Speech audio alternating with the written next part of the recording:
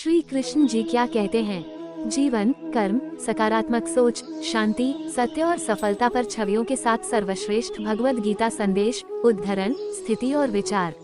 श्री कृष्ण के अनमोल सुविचार। श्री कृष्ण भगवान कृष्ण को भगवान विष्णु के 8वें अवतार के रूप में और अपने आप में सर्वोच्च भगवान के रूप में पूजा जाता है। वो करुणा, कोमलता, प्रेम के देवता हैं और भारतीय देवताओं में सबसे लोकप्रिय और व्यापक रूप से पूजनीय हैं। उन्होंने हमें जीवन, प्रेम, खुशी, धर्म, मोक्ष, मुक्ति, भक्ति, योग, ध्यान, धर्म, सत्य के बारे में सब कुछ सिखाया। आइए जानते हैं श्री कृष्ण के श्री मुख से निकले कुछ अनमोल वचनों को। श्री कृष्ण के अनमोल वचन, वह सब कुछ करो जो तुम्हें करना है, लेकिन लालच से नहीं, अहंकार से नहीं, वासना से नहीं, ईर्ष्या से नहीं, बल्कि प्रेम, करुणा, नम्रता और भक्ति के साथ। भगवान श्री कृष्ण इस अनमोल वचन के माध्यम से कार्य करने की नियत का उल्लेख करते हैं। जब किसी भी कार्य करने में अगर लालच होगा, बेईमानी होगी, जलन होगी, तो वो काम न तो सही होगा और न ही उसके परिणाम फलदायी होंगे। इसके अतिरिक्त जिस कार्य को हम पूरे मन से प्रेम पूर्वक करेंगे तो वो न सिर्फ हमारे लिए बल्कि समाज के लिए भी हितप्रद होगा। जो व्यक्ति कामी प्रवृत्ति का होता हो, जिसके मन में लोभ होता है और जो अत्यधिक क्रोधी स्वभाव का होता है, उसके लिए नर्क के द्वार सदैव खुले होते हैं। अर्थात ऐसे व्यक्ति को तो सिर्फ नर्क में ही जगह मिलती है। मैं ही इस सृष्टि का आदि, मध्य और अंत हूँ। भगवान श्री कृष्ण ही इस सृष्टि के पालनहार है। वही इस संसार की शुरुआत थे, वही मध्य और वही अंत होंगे। जो आप जो चाहते हैं उसके लिए नहीं लड़ते हैं, तो जो खोया उसके लिए मत रो। मनुष्य सब कुछ चाहता है पर सब कुछ उसे नहीं मिल सकता। आपको जो नहीं मिला उसके लिए पश्चाताप मत करो, और जो आपसे खो गया, जो आपसे अलग हो गया, उसके लिए निराश भी मत हो। मैं सभी प्राणियों के हृदय में स्थित आत्मा हूँ। मैं सभी प्राणियों का आदि, मध्य और अंत भी हूँ। हर व्यक्ति श्री कृष्ण से जुड़ा है और श्री कृष्ण हर व्यक्ति से जुड़े हैं। वही हमारे आदि, मध्य और अंत, ठंड या गर्मी, सुख या दर्द का अनुभव करें। ये अनुभव क्षणभंगुर हैं, वे आते हैं और जाते हैं। उन्हें धैर्यपूर्वक सहन करें। समय एक सा नहीं रहता। आज डैक है तो कल सुख भी आएंगे, और सुख के बाद डैक भी आना स्वाभाविक है। आपको पूरे धैर्य और श्री कृष्ण पर विश्वास के साथ अपना जीवन निर्वाह करना चाहिए। सत्य कभी नष्ट नहीं हो सकता। अच्छा करने से नहीं डरना चाहिए। लोग अक्सर सच कहने से बचते हैं या डरते हैं, पर सत्य कभी छुप नहीं सकता और न ही कभी मिट सकता है। कितना भी छुपा ले, पर सच तो उजागर हो ही जाएगा। इसलिए जो बात सच पर आधारित हो, उसे करने या कहने और मानने से कभी नहीं डरना चाहिए। इस शरीर का मोह मत करो, ये तो माटी है, माटी में मिल जाएगा। अमर तो आत्मा है जो परमात्मा में मिल जाएगी। लोग अपने शरीर को सुंदर बनाने में लगे रहते हैं, पर आत्मा की सुंदरता शरीर की सुंदरता से कहीं ज्यादा महत्वपूर्ण है। शरीर तो नश्वर है, मिट्टी ही तो है, तो मिट्टी में ही मिल जाता है, पर आत्मा अमर है। इसलिए आत्मा की सुंदरता पर ध्यान दो। आत्मा की सुंदरता अपने को श्री कृष्ण में लीन करने में मिलती है। जो हुआ अच्छा हुआ, जो होता है अच्छे के लिए होता है। कभी कभी विपरीत परिस्थितियां हमारी वर्तमान स्थिति को अच्छा करने के लिए आती हैं।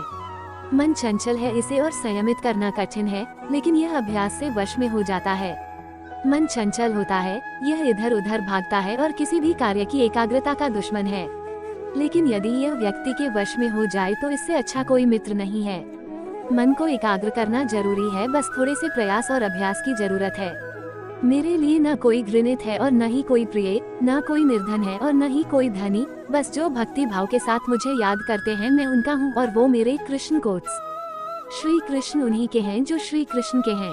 भगवान तो बस प्रेम, भक्ति के भूखे हैं। जो भी उनकी भक्ति में लीन होता है, जो भी प्रेम से उन्हें याद करता है, वो सदैव उसका कल्याण करते हैं। मैं हमेशा तुम्हारे साथ और तुम्हारे आसपास रहता है, चाहे तुम कुछ भी कर रहे हो। जब भी आप कोई बुरा कार्य करते हो या अच्छा कार्य करते हो, आपको लगता है कि कोई देख नहीं रहा, तो यहाँ श्री कृष्ण कहते हैं कि तुम जो कुछ भी कर रहे हो, मेरी दृष्टि सदैव तुम पर है। इसलिए आप यह मत समझे कि आप अकेले हैं, आपके साथ श्री कृष्ण सदैव हैं। जो कुछ हुआ अच्छे के लिए हुआ, जो हो रहा है अच्छे के लिए हो रहा है, जो होगा वह भी अच्छे के लिए ही होगा। जो कुछ हुआ अच्छे के लिए हुआ, जो हो रहा है अच्छे के लिए हो रहा है, जो होगा वह भी अच्छे के लिए ही होगा। तो सकारात्मक रहो और अपना कर्म करो। कृष्ण आप वही हैं जिसमें आप विश्वास करते हैं। आप वो बन जाते हैं जो आप मानते हैं कि आप बन सकते हैं। हमारी सफलता और असफलता इस बात पर निर्भर करती है कि हम खुद पर कितना विश्वास करते हैं। व्यक्ति जो चाहे बन सकता है, यदि पूरे विश्वास के साथ अपने लक्ष्य पर लगातार चलता रहे। जिस इंसान के चारों तरफ नकारात्मक लोग रहते हैं, उस इंसान का मंजिल से भटक जाना तय है। कहते हैं मन के हारे हार है और मन के जीते जीत। जिस प्रकार सकारात्मक विचारों से सफलता मिलती है, उसी प्रकार नकारात्मक विचार असफलता के मार्ग की ओर अग्रसर करते हैं। क्योंकि जैसा हम सोचते हैं वैसे ही हम बनते जाते हैं और अपने विचारों के माध्यम से ही हमें नकारात्मक और सकारात्मक परिणाम मिलते हैं।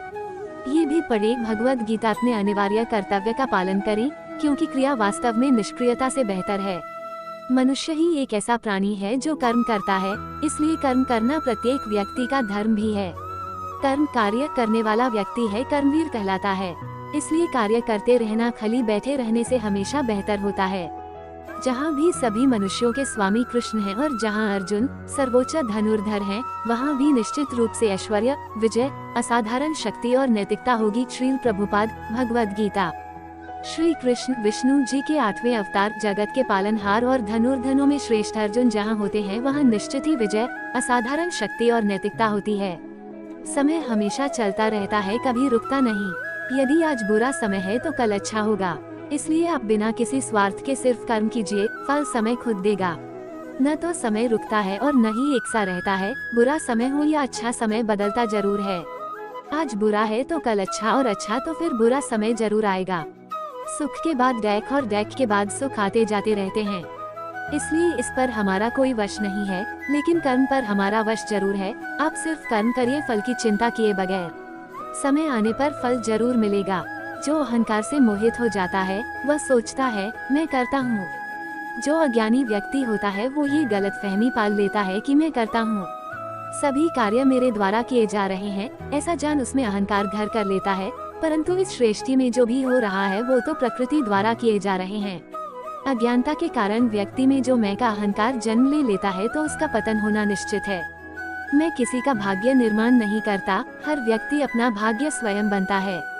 श्री कृष्ण कहते हैं कि वो किसी के भी भाग्य के निर्माता नहीं है, व्यक्ति खुद ही अपना भाग्य लिखता है। आप जैसा बीज बोएंगे, आप वैसे ही फसल ही काटेंगे।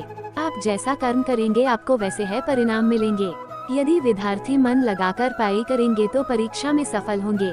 इसलिए हर व्यक्ति का भाग्य तभी बदलेगा जब वो ऐसे कर्म करेगा। पृथ्वी, जल, अग्नि, वायु, आकाश, मन, बुद्धि और अहंकार, ये मेरी प्रकृति के 8 विभाग हैं। जो कुछ भी है वो वर्तमान में है, जो बीत गया है वो नहीं आएगा, और जो आने वाला है उसकी चिंता नहीं, बल्कि खुले हाथों से इसका स्वागत करें। भ्रम और संदेह से परे, जब आप भगवान से प्यार करते हैं तो आप हर चीज से प्यार करते हैं। कृष्ण कोट्स, मन उन लोगों के लिए दुश्मन की तरह काम करता है जो इसे नियंत्रित नहीं करते हैं, और जिसने अपने मन को जीत लिया है उसके लिए मन सबसे अच्छा मित्र है। क्रोध में इंसान भ्रमित हो जाता है और भ्रम से बुद्धि व्यग्र डिस्टर्ब हो जाती है, और अपने गलत फैसले के चलते उसका जो कर्म में अकर्म देखता है और अकर्म में कर्म देखता है, वो मनुष्यों में बुद्धिमान होता है। आप केवल कर्म के हकदार हैं, उसके फल के कभी नहीं। मनुष्य अपने विश्वास से निर्मित होता है। जैसा वह मानता है वैसा ही वह है। आत्मा विनाश से परे है। कोई भी उस आत्मा का अंत नहीं कर सकता जो अनंत है। ये भी पढ़े, खुशी मन की एक ही अवस्था है, जिसका बाहरी दुनिया से कोई लेना देना नहीं है। यांत्रिक अभ्यास से बेहतर है ज्ञान, ज्ञान से बेहतर है ध्यान। कोई भी व्यक्ति जो अच्छा काम करता है, उसका कभी भी बुरा अंत नहीं होगा, चाहे यहाँ या आने वाले संसार में। अपने भीतर पीछे मुड़कर मैं बार बार रचना करता हूँ। जिनके मन और आत्मा में सामंजस्य है, जो इच्छा और क्रोध से मुक्त हैं, जो अपनी आत्मा को जानते हैं, उनके साथ ईश्वर की शांति है। हम वही देखते हैं जो हम हैं, और हम वही हैं जो हम देखते हैं। जो हुआ अच्छा हुआ, जो भी हो रहा है वो अच्छा ही हो रहा है, और जो होगा वो भी अच्छा ही होगा। बुरे कर्म करने नहीं पड़ते हो जाते हैं, और अच्छे कर्म होते नहीं करने पड़ते हैं। क्या गया है तुम्हारा जो तुम रोते हो? तुम इस संसार में क्या लाए हो जो तुमने खो दिया? तुमने क्या पैदा किया जो खो दिया? क्योंकि तुमने जो भी लिया यही से तो लिया, जो भी दिया यही पर दिया। आज जिसे तुम अपना कह रहे हो, कल किसी और का था और परसों किसी और का होगा। फिर क्यों रोते हो? ये प्रकृति है जो सभी गतियों का कारण बनती है। अहंकार से मोहित मूर्ख उस धारणा को धारण करता है जो कहती है मैंने किया। गर्मी और ठंड, सुख और दर्द की भावना इंद्रियों के अपनी वस्तुओं के संपर्क के कारण होती है। वे आते हैं और चले जाते हैं चिरकाल तक। आपको उन्हें स्वीकार करना चाहिए। पूर्ण लगन के साथ अपना कार्य करो, लेकिन उसके फल की इच्छा मत करो। क्योंकि जब आप फल की इच्छा करते हैं तब कहीं न कभी आप अपने कार्य में पूर्ण रूप से समर्पित नहीं हो पाते। गति के लिए चरणों पर ध्यान देना आवश्यक है, किंतु प्रगति के लिए सदैव आचरण पर ही ध्यान देना चाहिए। प्रकृति द्वारा निर्धारित कर्तव्य का पालन करते हुए व्यक्ति ने कोई पाप नहीं किया। जिसका मन उसके वश में नहीं है, उसके लिए उसका मन शत्रु के समान है। वो मूर्ख हैं जो प्रेम को बकवास कहते हैं। प्रेम इस दुनिया की जड़ है जिससे दुनिया बनी है। अपनी इच्छा की शक्ति से अपने आप को नया आकार दे, अपने आप को कभी भी स्व इच्छा से नीचा न होने दे। बुद्धिमान अपनी चेतना को एकीकृत करते हैं और कर्म के फल के प्रति आसक्ति को त्याग देते हैं।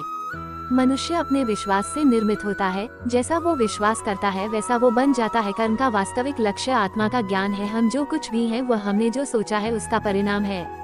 हम अपने विचारों से बने हैं, हम अपने विचारों से ढाले जाते हैं। ऐसा कोई समय नहीं था जब मैं नहीं था, न ही इनमें से कोई राजा, न ही कोई भविष्य है जिसमें हम नहीं रहेंगे। अपरिपक्व लोग सोचते हैं कि ज्ञान और क्रिया अलग अलग हैं, लेकिन बुद्धिमान उन्हें एक ही मानते हैं। जिस प्रकार इस शरीर में रहने वाला बचपन, युवावस्था और वृद्धावस्था से गुजरता है, उसी प्रकार मृत्यु के समय वह केवल दूसरे प्रकार के शरीर में प्रवेश करता है। बुद्धिमान इसके बहकावे में नहीं आते। न ये शरीर तुम्हारा है और न तुम इस शरीर के। ये शरीर तो अग्नि, जल, वायु, पृथ्वी, आकाश से बना है और इसी में मिल जाएगा। परंतु आत्मा स्थिर है। फिर तुम क्या हो? तुम अपने आप को मुझे अर्पित करो। यही सबसे उत्तम सहारा है। जो इसके सहारे को जानता है वह भय, चिंता, शोक से सर्वदा मुक्त है। जो कर्म में अकर्म देखता है और अकर्म में कर्म देखता है वह चतुर है। इच्छाओं में कमी ही सुख की कुंजी है। कोई भी व्यक्ति जो अच्छा काम करता है उसका कभी भी बुरा अंत नहीं